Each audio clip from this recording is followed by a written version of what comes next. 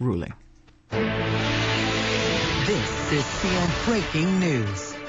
All right, we do have breaking news to tell you. The Supreme Court has ruled on one of those momentous decisions. That's on Arizona's tough immigration law. At issue was whether Arizona could protect its own borders, or if in the Constitution the federal government had the only right to enforce immigration laws. We understand there has been a decision 5-3 in favor of the U.S. government. That was breaking news yesterday. The Supreme Court ruled that the state government cannot essentially impose its own foreign policy. It said that federal government is responsible for national immigration laws, not individual states. But it was a split decision. Now, the part that still stands is known as, quote, papers, please, unquote.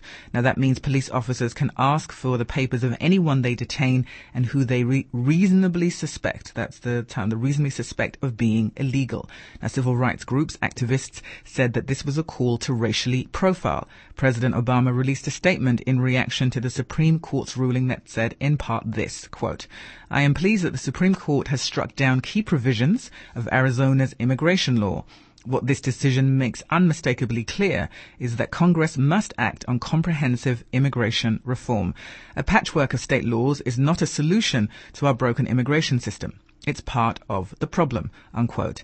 Now, despite what some claimed as a victory for the government, others argued was a blow against civil rights. Arizona Governor Jan Brewer made a statement after the ruling, claiming that it was the government's failure to act on immigration that left her state with little option. Arizona did not ask for this fight, nor did it seek out the task of having to confront illegal immigration. We cannot forget that we are here today because the federal government has failed the American people regarding immigration policy, has failed to protect its citizens, has failed to preserve the rule of law, and has failed to secure our borders.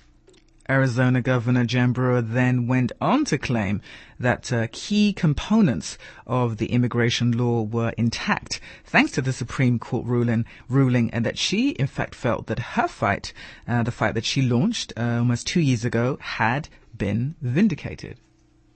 So today is a day when the key components of our efforts to protect the citizens of Arizona, to take up the fight against illegal immigration in a balanced and constitutional way, has unanimously been vindicated by the highest court in the land. The heart of Senate Bill 1070 has been proven to be constitutional. Arizona's and every other state's inherent authority to protect and defend its people has been upheld. Now, the major issue was that the papers, please element of the bill would invite racial profiling. Governor Brewer rejected that concern, stating that she had faith in Arizona's law enforcement. Civil rights activists, advocates, and organizations are outraged that the Supreme Court ruling will, they say, absolutely mean racial profiling. President Obama is also concerned, and here's what he said in reference to the papers, please part in his statement. Quote, I remain concerned about the practical impact of the remaining provision of the Arizona law that requires local law enforcement officials to check the immigration status of anyone they even suspect to be here illegally. I agree with the court that individuals cannot be detained solely to verify their immigration status. No American should ever live under a cloud of suspicion just because of what they look like, unquote. Here's the Center for Constitutional Rights Director Vince Warren, who issued a statement, part of which said this, quote, we are extremely disappointed that the court has endorsed Arizona's damaging policy of requiring police to stop and interrogate anyone they suspect to be present unlawfully. In upholding Section 2B of SB 1070, the Supreme Court has legitimized reactionary state law ordinances that encourage widespread racial profiling, multiply wrongful arrests, and spread fear in communities of color. Today's decision allows individual states to create a patchwork system of immigration enforcement and in effect undoes decades of precedent holding that regulation of immigration is an exclusively federal function. The Supreme Court has sent the disheartening message that it is willing to turn back the clock to a states' rights era in which the federal courts have no role in protecting the civil rights of people of color, unquote. Arizona Governor Jan Brewer had this to say in reaction to the Papers, Please clause. I have faith in our law enforcement.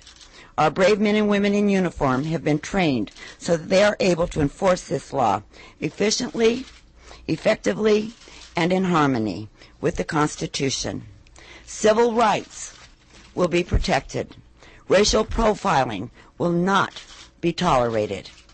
Senate Bill 1070 is equally committed to upholding the rule of law while ensuring that the constitutional rights of all in Arizona are protected, including prohibiting law enforcement officers from solely considering race, color, or national origin in implementing its provision. In fact, under my direction, Senate Bill 1070 was amended to strengthen and to emphasize the importance that civil rights are protected. Arizona Governor Jan Brewer there. Now to talk impact and implications of yesterday's Supreme Court ruling. Still with us is Gita Schwartz, a staff attorney with the Center for Constitutional Rights. And we're also joined by policy expert, former Georgetown professor, and the author of Press 2 for English, Fix Immigration, Save America, Dr. Rob Sobhani. Dr. Rob, thank you so much for joining us. Gita Schwartz still with us. Thank you very much for having me. Appreciate it. Good morning, good morning. So, first of all, reactions to yesterday's ruling. We just heard a mix of reaction there from the president, from the Arizona governor, and from different activist groups, including yours, Gita. Dr. Rob Sobhani, let me start with you. I think irrespective of the Arizona ruling, whether one agrees with it or not, in my opinion, it misses the entire debate, which is the failure of America's foreign policy has resulted in a broken immigration policy. To the extent that the United States has failed in its foreign policy to address the issue of justice in Mexico, corruption in Mexico, good governance in Central America, we have, as a result, a broken immigration system. So in my opinion, in my personal opinion, and I've written a book about this, as you mentioned, this whole Supreme Court decision fails to address the core issue of why is it that Mexicans, people from Central America, people from Russia have to come to the United States, fundamentally because there is no justice in their home countries. Gita Schwartz, your reaction to the ruling and what you just heard from all the different contributors. Mm-hmm. I think one of the reasons there's been so much sort of confusion and controversy about the ruling is that it is a little bit confusing on the legal level. I think the Obama administration and many lawyers feel like it was a pretty significant win for the Obama administration in that 3 of the 4 provisions that were up before the Supreme Court were categorically struck down. And one, although it was not struck down, the Supreme Court, made pretty clear that it was not foreclosing future challenges to how the Papers, Please section, what's called the Papers, Please section, is implemented. The confusion arises from the fact that on a practical level, the communities who are going to be impacted by the implementation of the Papers, Please provision, Section 2B of SB 1070, the impact's going to be devastating. I mean, the deportation rate of the Obama administration far exceeds the deportation rates of several previous presidential administrations combined. Communities of color are going to be very impacted by the immediate implementation of Section 2B.